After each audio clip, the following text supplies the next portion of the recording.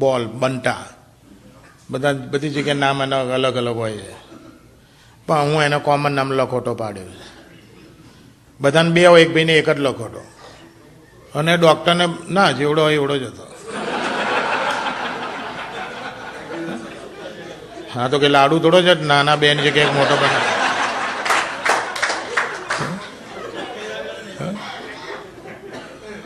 અને પછી ડૉક્ટરને બતાવવા ગયા.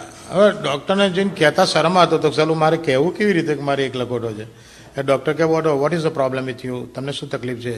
કે ડૉક્ટર મારા ને તમારા બેના લખોટાઓનું ટોટલ કરીએ ને તો 3 થાય. ડૉક્ટર કે ચોદ્યા મેં તો પહેલો માણસ લખોટા વગરનો જોયો.